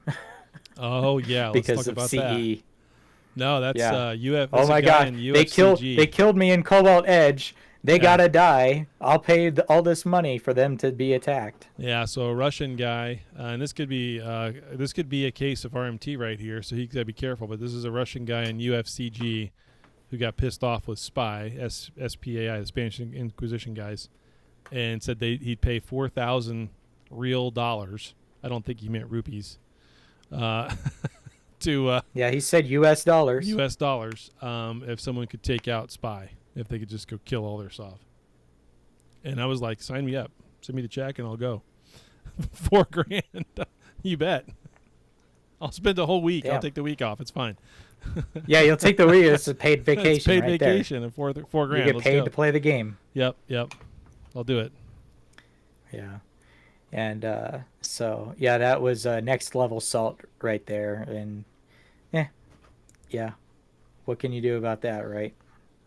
And like, I'm pretty sure that person's leadership has reached out to him and just said, like, oh, Samsky was no. like, what the fuck? Samsky was he was like, what the? His response when we told him was, guys, it's 3 a.m. What the fuck? And that was it. He's gonna go to sleep. He'll take care of it in the morning. Like, that's so tough. So dumb. Yeah. So now there's a couple other things that we hadn't covered yet. One was the Achieved YouTube live streams events that he's doing this month. And I did watch partial of the one that he did today. It was of a nanocore contest outside of Jeddah over there by the monument. And he looked at, some ships that were Christmas themed and all that type of stuff. And then he followed it up. The second part of the stream was like a trivia game too, where he had asked kind of generic Evacos questions to the audience, and he was giving away ships as prizes. I know he gave away a Raven. I didn't catch the whole thing, so I'm not entirely sure as to what he all gave away, but he was giving away stuff. So now, how many people participated in that or behind NetEase? Because I thought this was supposed to be like a NetEase backed thing, but it's not really like broadcasted or sponsored on their Echoes, the official Echoes Discord. He's not even an official content creator, so I was never really sure about how it was backed by NetEase, but what was happening there. But yeah, I'm not sure how NetEase has anything to do with it. I just haven't asked, but I haven't seen anything pinged on the official Discord as to these events, so it may just be specific to his channel. But I almost wonder too if he's gotten some sort of approval to give away things that he doesn't have, if that makes sense. Mm-hmm. Like here you get this reward, and it's a hull of some sort, a code or whatever. He has to he has to give it away via code. Yeah. So cool. Or similar, right? So the first one was, what was that, a couple days ago, and then he's supposed to be having 3 more live stream events as well on his channel. So pays to participate. Yeah, I'd be watching for that. He always puts together cool stuff. He's a fun guy to watch. He's entertaining. And I haven't seen this Gengar video yet, but those are always good. I'll have to go watch that. The Needlejack. No, I haven't seen this one yet. And I haven't done a whole lot of needlejacking myself either. Typically with Gengar's videos is he does include comms within it. So it's just he puts out some pretty good videos. So yeah, go ahead and watch that after. If Slippy says it's good, That's good. And he's I'll not being take his word sarcastic. for it. Yeah. Well, he said it's so fucking good. So He means it's good. Yeah. I think that's what he means. Yeah. Now, if he said that it was like When is sloppy ever honest?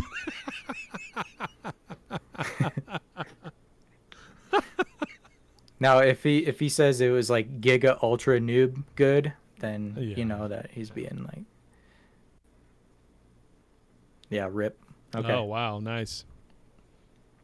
And then Taylor, did you have a scorpion to give away or some? What did you have to give away today? Oh, we were supposed to do a rattlesnake. Rattlesnake, yeah. Were you going to do that? We should probably do that. It's a silent thing, but we probably should do that. Let me go pull up the list here.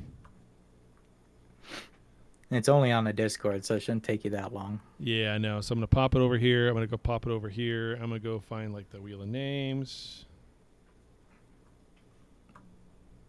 Pochi. I'm going to pop in all the names. You're not going to be able to see it over here. It's just, this is what it is. And I'll take a screenshot of it and post it.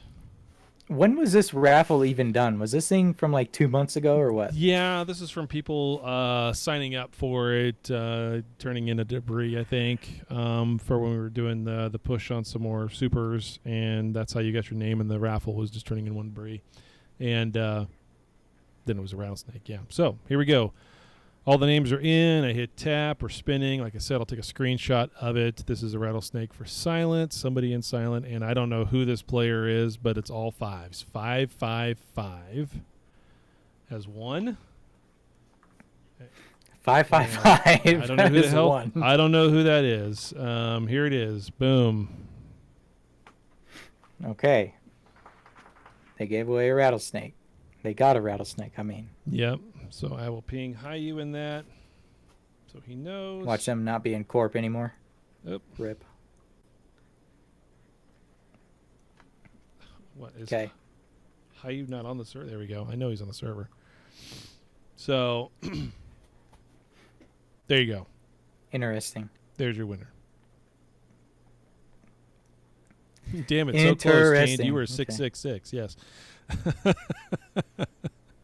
All right. So I suppose then that will close it. Taylor, did you have anything else to hit on for the last week? I think we pretty much had covered it all.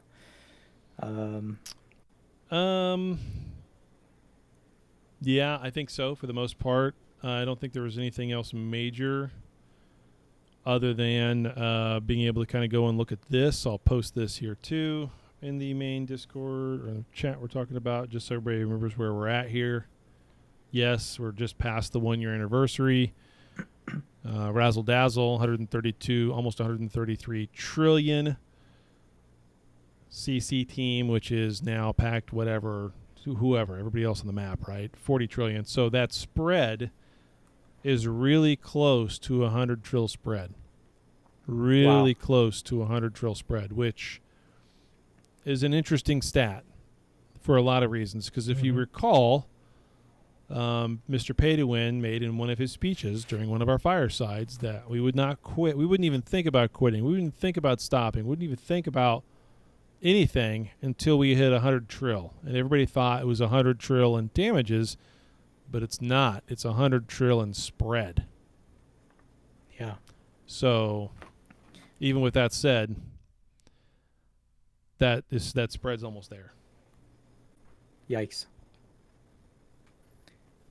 Yeah, Slippy. I don't think that's what that means. Silent confirmed calling off the war. Heard it here. Heard it here, folks. Heard it here. No way. I'm not done with Void yet. I was listening back to some older, some podcast episodes from literally last December. And, the first week of the war, was it the first week or maybe the second week of the war? We're talking about 4 trillion damages, OMG. And, we have a 400 billion spread and, it's closed in and, it's tightened up a little bit. And, here it is. Here's all the stats and the breakdown of that was the stat coverage last year. Yep. Now it's, we're almost at 100 trill. Okay. Yeah. Yeah. So it's it's definitely, I mean, heck, it's been 1 year. Can you believe it? And that leads me to mention next week's show. I want to kind of hype that up a bit. I'm going to be having some guests. We're going to talk about this war, the goods, the bads, the renames, the experiences, the fails, and all of the above. Next week, I plan on having a pretty good segment covering the 1 year war between these two entities. I'm going to have guests from both sides of the war.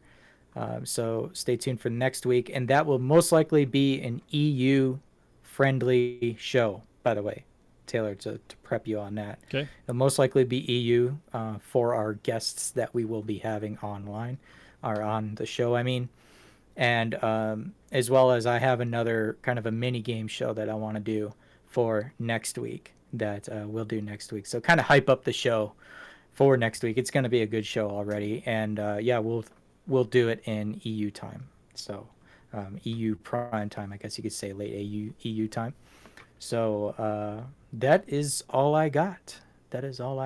Sounds good. So Good unless show. you have anything else, we will do the content creator shout outs, and we'll get this finish this out for the week. All right, sounds good. For those content creators, obviously we've got lots of those guys over in the New Eden content creator channel right here on the server. Latest post was from Juby. Juby's got lots of posts he's putting up. Good stuff. Go and watch him. He's getting a little bit more and more story time coming in, so it's good with some of his PvP videos. And of course, Hale, one of the he's just all over the place. He's putting out stuff twice a week anymore. He's got a lot of cool stuff over there. Go give him a watch, subscribe, and like. And finally, we got something from Muffin, and I think that was a little bit of Blop action, so that was great. And then, of course, as always, Damon in his almost news that he posts. He hasn't had anything up for a couple weeks, but he was on a roll there for a while, so I'm sure we'll see him back again. Kawari is posting now again. She's kind of back in action as a Logi pilot. She makes great videos, goes over the details of what's going to happen in the video before the video plays, which I think is fantastic. Kind of tells a little story. And then, of course, Latora as Empress Huntress. I haven't seen a video for him in a while. Maybe he just hasn't posted it here and he's put him somewhere else, or not. It seems like maybe he's kind of busy lately. We haven't seen too much of Latora. But and then, of course, Mario. Oh, no.